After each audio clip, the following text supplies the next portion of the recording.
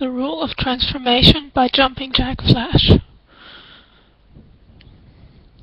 Chapter 1. The Eye of the Storm. When you see you're going to the Storm Palace, you try to jump off the flying carpet. Mindfang laughs as she twists a fistful of your collar to hold you back. "Oh no, Solok's captor, it's not that easy for you," she says. "If he didn't want you alive, I wouldn't have wasted the trip. You could have died at Radiant with the rest of your rebel friends. If your stomach weren't already squirming from the carpet's flight, that reminder would put a knot or two in it. You'd manage to forget for a little while, blind to everything but your own terror. The presence of the Taken, the Orphaners, deathless minions tend to have that effect. Mindfang is one of the worst. Instead of grabbing your collar, she could have set mental hooks in your nerves and controlled you like a puppet. Now you have to worry about your friends on top of that. Great. You have to believe they'll pull through somehow. They're bound to be losing, though. There's no way to win that battle. Karkat knew that when he led the company into it. His intent was just to make a lot of noise, get the Empire looking in that direction while Ryder and his battalion snuck up on King Vale to the north. He succeeded far too well, is the problem. The city of Radiant turned out to be more important to the Empire's strategy than he'd realized, and both Mindfang and Darkleer arrived to defend it. You wish you were back on that hellish battlefield. You're sure they're managing an orderly retreat. Karkat is a hell of a leader when he gets serious. Retreat is not an option you have. You know too much, and in a matter of perhaps only minutes, the Orphaner will know it all too. There are things worse than death, and you're pretty much guaranteed to experience one or two of them. But even with the Storm Palace looming up from below, you find you want to live. Even if Mindfang wasn't still holding your collar, you doubt you could make yourself try again to jump. No, damn it, you're not that selfish. If your information falls into Imperial hands, drop me in the ocean, you beg. Slit my throat. I'll make it worth your while. I'll tell you something no one else knows. I'll give you a clear advantage over... You're asking me for mercy, rebel? She sneers. That blind witch of yours killed my sister. You sneer right back. Yeah, well, your sister killed my sister, so on a scale of 1 to indifferent as the vast cosmos, I don't give a shit. The look she gives you is pure venom, and you fear, for a moment that you've succeeded in making her mad enough to kill you. I could make you bite your own fingers off, she muses. You can take a hint. You face forward and shut your trap. The Storm Palace is a vast ship, built as much of spells as wood. It travels in the eye of a perpetual hurricane, into which only the Orphaner's fleet dares to venture. You've heard stories of its immensity, but at first it seems merely big, maybe the size of 2 or 3 grain barges laid end to end. Then a gull flies below the carpet, tiny as a gnat, and you realize how high up you are. Your perspective shifts dizzyingly. A circular shape you thought was a capstan is actually a domed building. What you thought was light chop resolves into waves tall enough to swamp a fishing boat. The ship is so colossal it horrifies you. Nothing that massive should float. Each one of its 12 purple sails could smother a cathedral. Where, you wonder, did they find that much purple dye in the whole world? Entire species of sea snails must have gone extinct to color all that canvas. Mindfang lands you near the top of the vertiginous ziggurat of decks that rises amidships. Imperial soldiers rush to secure the carpet. Mindfang ignores them, striding away without even bothering to tell you to follow.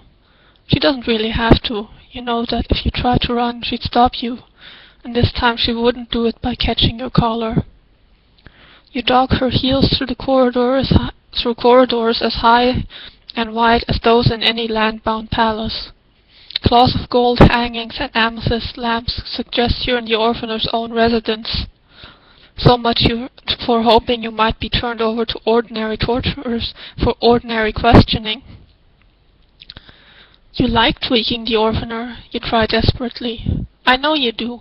You could be careless with me. I could have an accident. That'd piss him off. You could make me walk the plank. She chuckles without turning. It's no secret. Everybody knows. You bite your tongue in your haste and taste blood. Your childhood lisps attempts to come back under stress. Mindfang is still ignoring you, and you're approaching a frighteningly final-looking set of doors. Carved rosewood inlaid with mother-of-pearls. Those doors obviously don't just lead to another corridor. You keep trying anyway. I'm not that important, really. Why not take the chance to make him mad? At last she glances back. Her grin is chilling. I am, she says, and flings the doors open. Your knees turn to jelly. Mindfang has to march you forward like a marionette, because on your own you simply cannot approach the cloaked and crowned figure silhouetted against the far windows of the gallery. Power fills the room like smell of ozone. You met the orphaner once before you joined the rebels, and the man was terrifying even when he wasn't an enemy. Now, knowing what you know, and what your allegiances what they are, you would give your eyes to be anywhere but here. You can't recall the orphaner's face. It was blotted from your mind, either deliberately or as a side effect of the magic that rifled through your memory like a book. But you remember that enchantment-heavy gold circlet with the back swept points like jags of lightning. You remember the ancient mage's oppressive presence. Bright sun shatters off the churning sea. The orphaner is a black paper cutout against all that glaring blue. The wall of the storm's eye is a white curve in the distance, its underside darkened in soft charcoal strokes within which lightning flickered constantly. It looks inviting compared to your present situation. Mindfang puppets you right up to the window, far too close. She makes you do a little pirouette and bow. The orphaner snorts, unimpressed. I can keep him in hand without you pulling his strings, you old pirate. Shove off. The voice, it's deep and drawling like the orphaner's. It has the orphaner's odd accent, remnant of some language so old it's no longer spoken. But it's not as deep, and the accent is a little faded. This isn't the orphaner after all. Which means it must be one of the orphaner's sons, who are not sons in any normal sense, but something weirder. That's part of the too much that you know. Mindfang tosses a remark about ingratitude over her shoulder as she leaves. You don't watch her go. You don't dare take your eyes off the man before you. Which one is this, the prince or the titan? Please, you think, let it be the titan. He'll break me like a wooden toy, but he won't know what to ask me. Does the orphaner lend his crown to the younger ones, or are there 3 enchanted crowns like that in the world?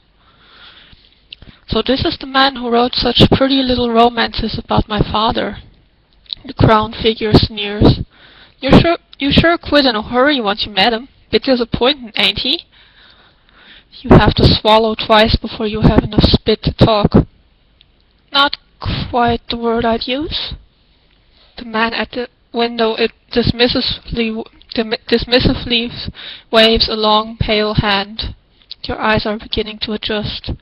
You can see that this man's fingers are more delicate than the orphaner's were. His shoulders aren't quite as broad. He has the sort of dark-eyed, ivory beauty that painters prefer for boy heroes and martyrs. You'd guess his age at 20, though you suspect he's as ageless as the orphaner, and you're probably off by decades. His black hair is artfully tousled, his fingers glittering with rings, his clothes a perfectly tailored study in violet silk and black velvet. He looks every inch an emperor.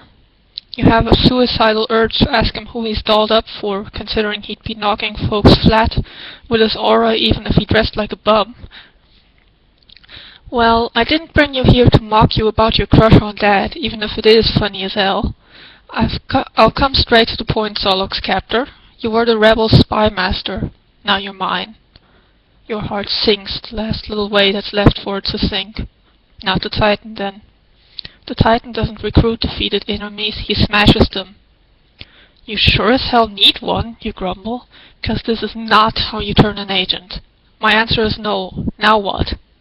Just empty bravado. You think this is a negotiation? The prince smiles with just the corner of his mouth. Then he turns away. Abruptly, you find yourself outside the rosewood doors with no memory of how you came to be there.